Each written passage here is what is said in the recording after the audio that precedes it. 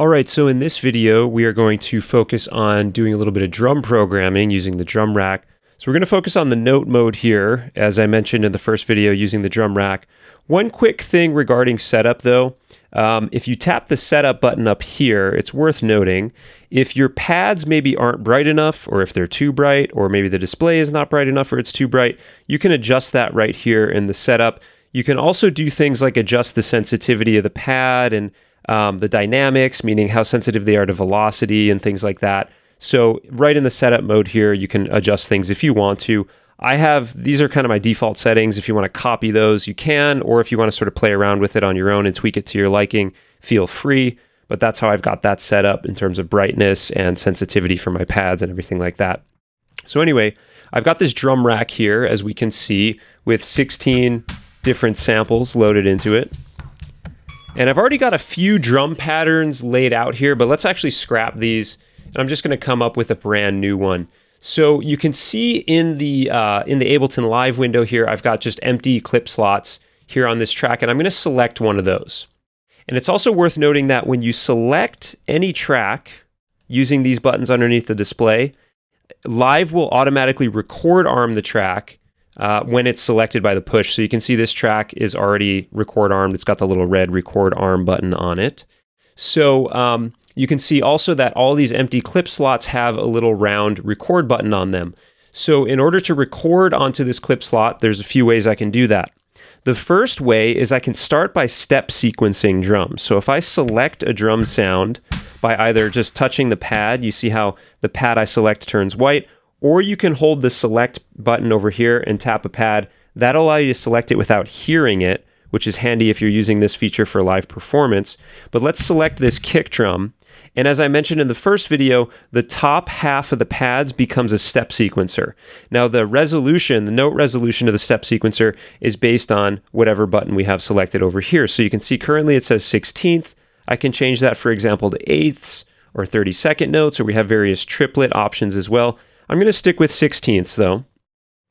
And what we'll do is we'll select the kick. We've already done that. And then what I'm going to do is place the kick in sort of a 4 on the floor position like you'd get in a house track.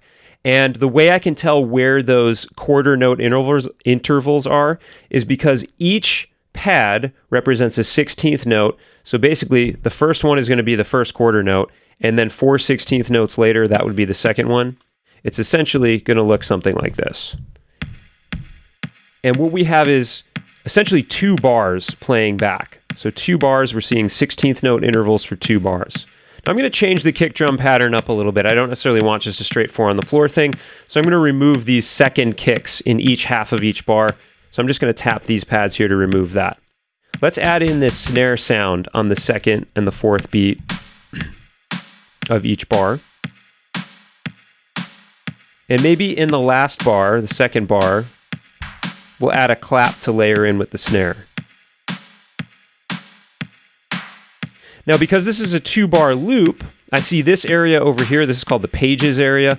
We see this kind of cycling back and forth between each bar. Now, the number of pads we see lit up here is going to be based on our resolution that we've selected over here. Because I have a 16th note resolution, I've got 8, 16, 24, 32 pads. Therefore, I've got 2 bars of space up in the top half here. And so this is able to show me 2 bars. If I switch my resolution to 8th notes, now we're just seeing 1 bar play. Each step represents an 8th note. And we can see the pages still representing those 2 bars. We're going to go back up to 16th notes. Now, if I just want to focus on, let's say, the second bar, I can double tap the second pad here. Now it's just going to loop the second bar.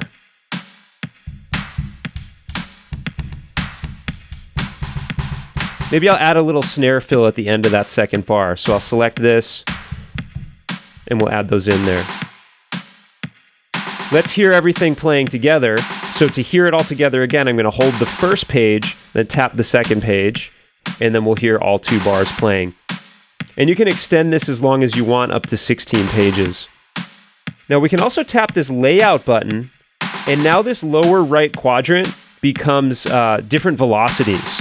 It allows us to select different velocities. So for example, if I have this pad selected, and then I use these, I can play that at different velocities, and it goes from low down here all the way up to high up here at the top. So maybe I want to change some of these velocities and not just have this play straight, same velocity 4 times.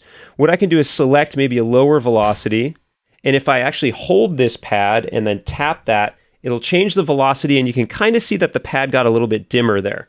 Let's do the same thing for this pad. I'll change it to maybe a slightly higher velocity. We'll do this one a slightly higher velocity, and then this one we'll do close to maximum.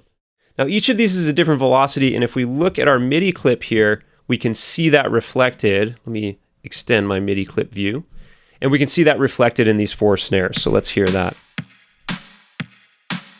So the 16 velocities, that's kind of my preferred layout for the lower right-hand portion of the pads here. If we tap layout one more time, it's going to shift the drum rack into what's called 64 pads mode. You see nothing's going on down here or up here anymore. What this means is that if I start adding more samples or more devices into my rack, we'll see up to 64 pads populate the pad view within the push. So let me just show you that real quick. I'll just grab another sample. Go into samples, and I don't even know what this yellow balloon pad thing is, but let's throw it in on one of these additional pads. And we can see now, using the touch strip here, I can actually scroll through all of my different pages of my drum rack. So we can see here I've got this additional sample up here, which is actually kind of cool. And if I were to add more samples, we would see those populating until we filled up 64. So we could see 64 at a time here. I'm going to switch the layout back to my 16 velocities view, which again is my preferred view. Let's select the kick drum, just make sure that we're on the right clip. Now, another thing I can do is I can record new drum sounds into the playing clip. So if I go to session mode very quickly, we can just see I have this drum clip selected. Just make sure I'm on the right one. I can hit the note button here, play it back. Maybe I want to add in some hi-hats to this, but instead of step sequencing them, I want to record them.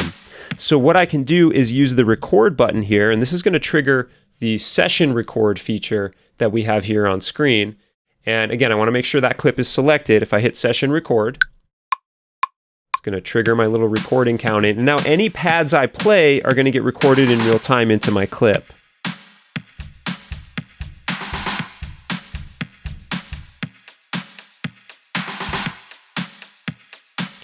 Now you might think, wow, Paul, your playback is amazingly on time.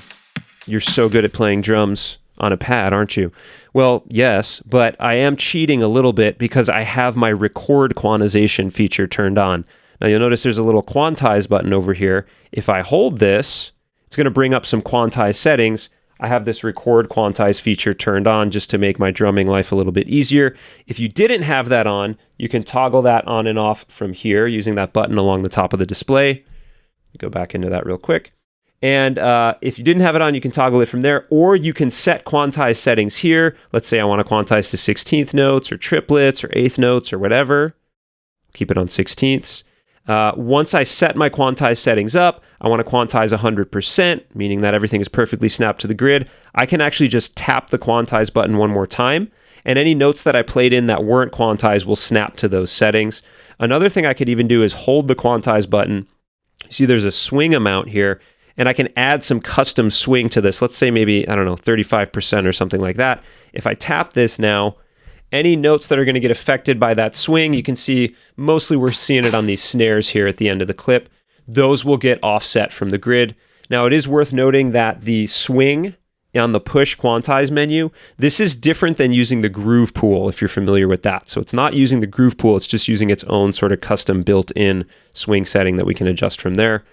One last thing I'll show you regarding programming drums is I've got a 2-bar loop right now, but a lot of times I like to program my drums in intervals of 4 bars.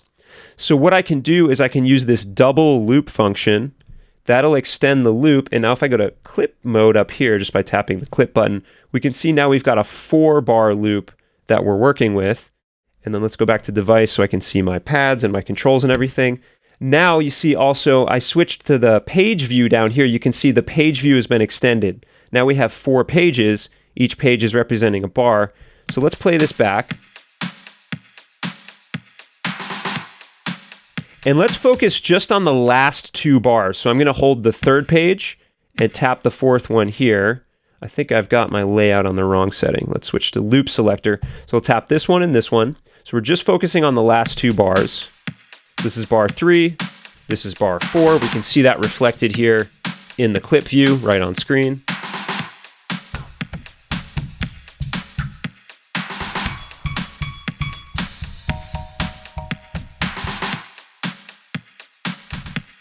And maybe we'll add in some snare rolls or something like that at the end of the 4th bar.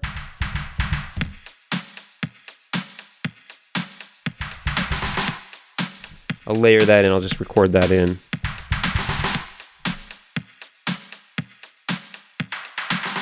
Cool, so now if I want to hear all 4 bars again, we're going to tap the 1st page, tap the 4th page while holding that, and then we should hear the entire 4-bar pattern play back. We can see that again reflected here in the clip view right on screen. I may clean that up a little bit, but you get the idea. Okay, so these are the various ways that we can step sequence or record drums in live. I'm going to hit the play button again just to pause playback. You're probably noticing that that is allowing me to start and stop playback. So in the next video, we will take a look at working with some samples in different ways, and we'll move on from there. I'll see you in the next one.